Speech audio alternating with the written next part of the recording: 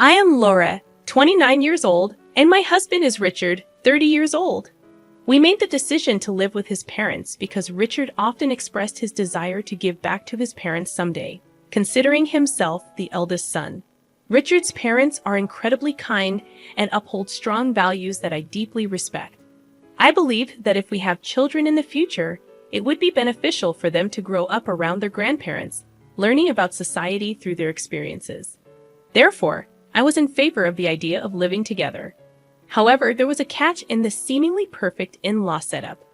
Richard's unmarried sister, Melissa, 26 years old, also lived at home. My first encounter with her was when I went to announce our engagement, and she remarked sarcastically, "So, you're the latest addition to the family, huh?" My initial impression of my sister-in-law was unfavorable. She seemed to disapprove of her parents' approval of me and displayed a bad attitude. A few weeks after moving in, during a meal, I was serving food to everyone at their respective places. Melissa suddenly exclaimed in disapproval, "Wow, what? You placed the food at your seat first." I was taken aback by her unexpected outburst. I explained that my seat was closest to the kitchen, but she continued to make a fuss, insisting that I should have served her first. Witnessing this, my husband stepped in, reminding her of the importance of respecting me as the wife of the eldest son. However, Melissa retorted, dismissing me as just another woman from outside the family, refusing to acknowledge the significance of our relationship within the family hierarchy. Melissa's remark about me not being particularly attractive and deserving to be treated accordingly elicited a furious response from Richard. Sensing the brewing tension between siblings, I intervened, reassuring Richard and diffusing the situation.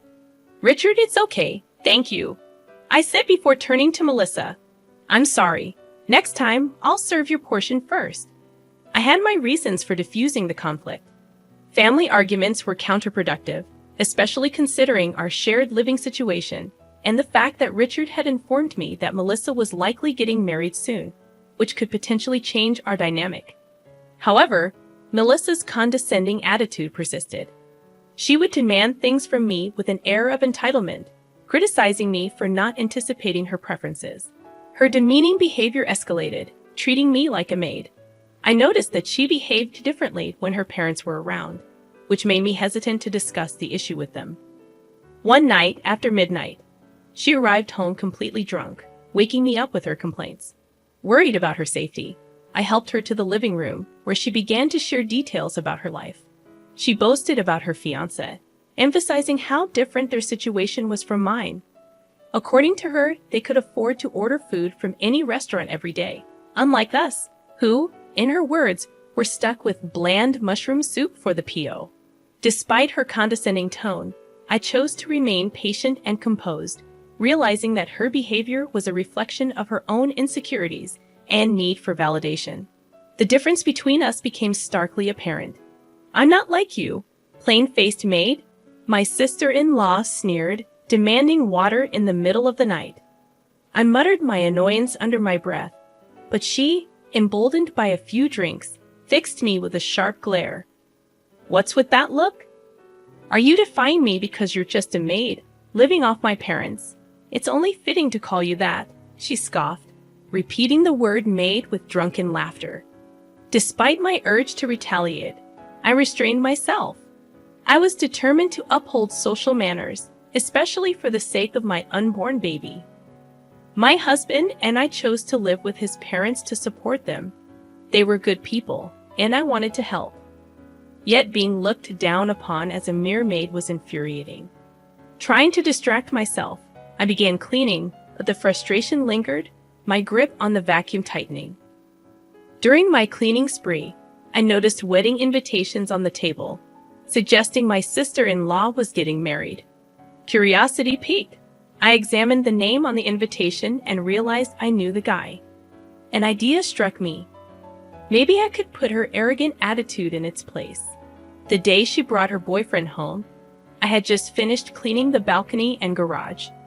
As I returned inside, she berated me for taking too long, oblivious to the fact that I was just 10 minutes past our agreed meeting time. I echoed her words, emphasizing maid. "How many times do I have to tell you?" You're basically the maid, she ranted.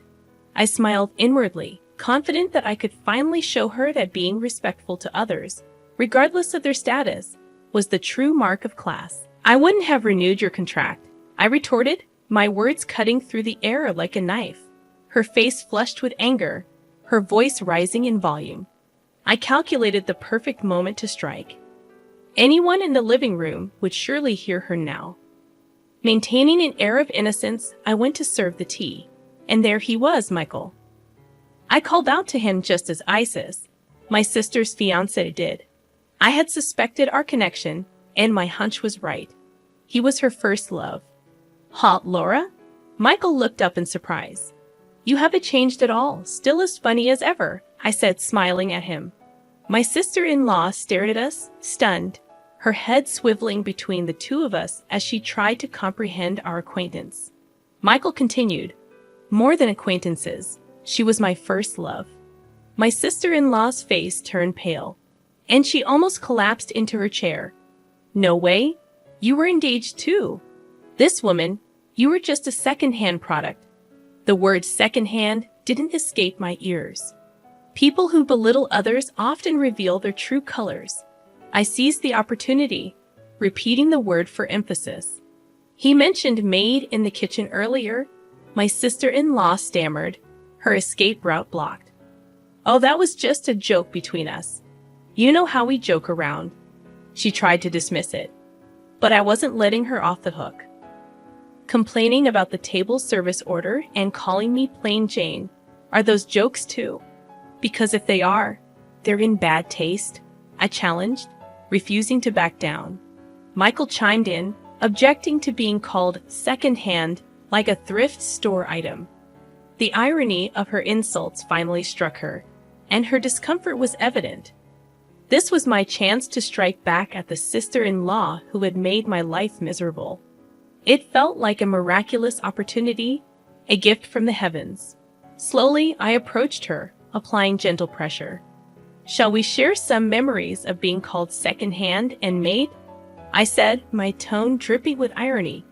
As I placed the tea on the table, Michael settled back into the couch, saying, Thank you, Laura, signaling that the tables had turned in my favor. I first met Lori back in high school when I was part of the basketball team, and she was the captain of the girls' basketball team. During my slumps, she always encouraged me, emphasizing that recognizing the issue was the first step toward improvement. She had a way of offering positive words, even appreciating small details like the trajectory of my shots. Lori's wisdom stuck with me, especially her advice that life wasn't a tournament with definitive defeats, but rather a league where wins and losses alternated. Her occasional gesture of giving me sports drinks meant the world to me.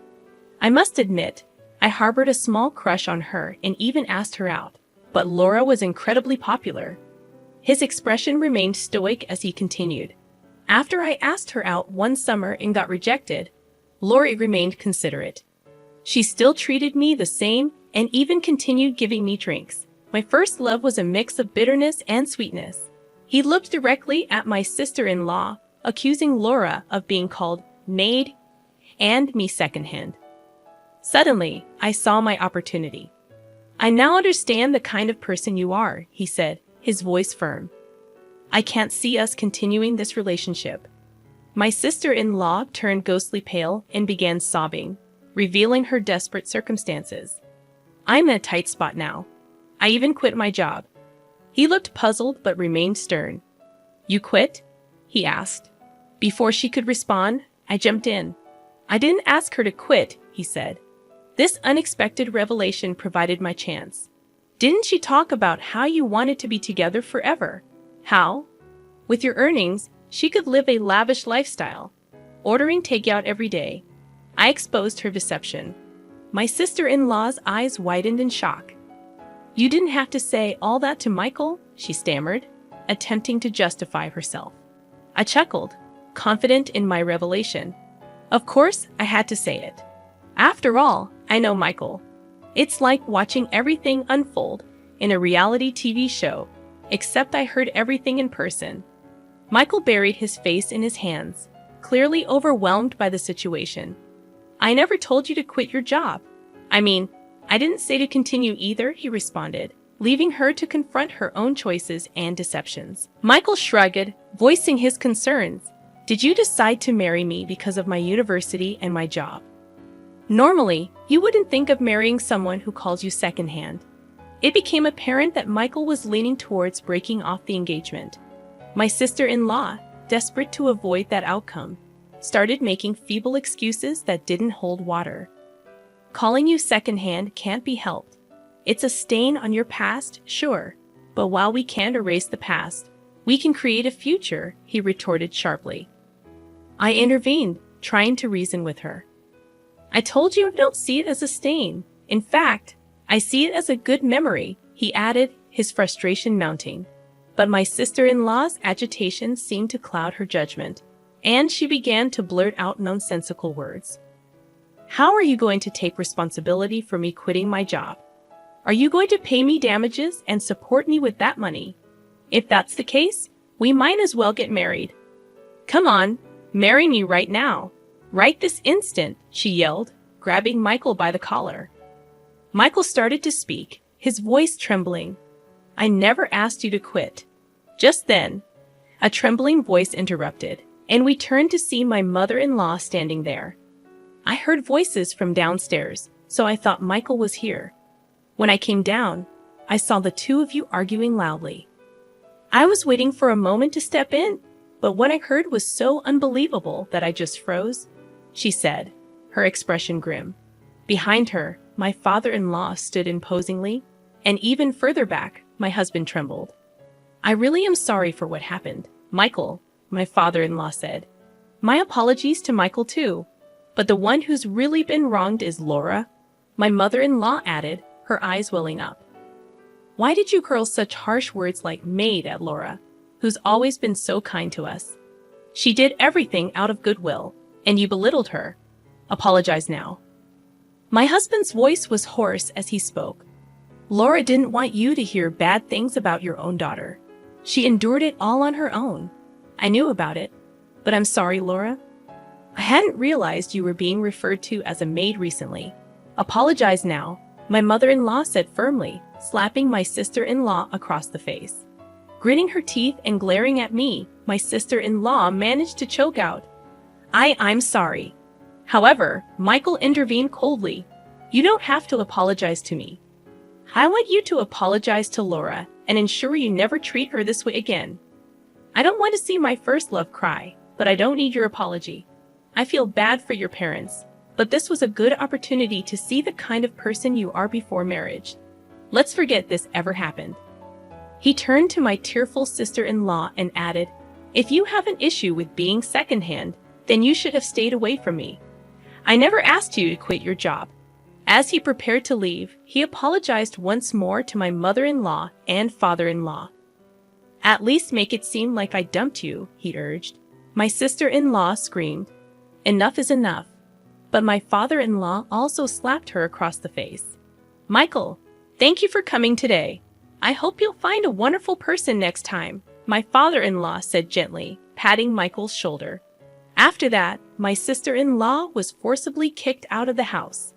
Laura, I'm so sorry for everything, my mother-in-law said, apologizing even though she hadn't done anything wrong. We truly appreciate everything you've done for us. I married into this family because I really like you and father.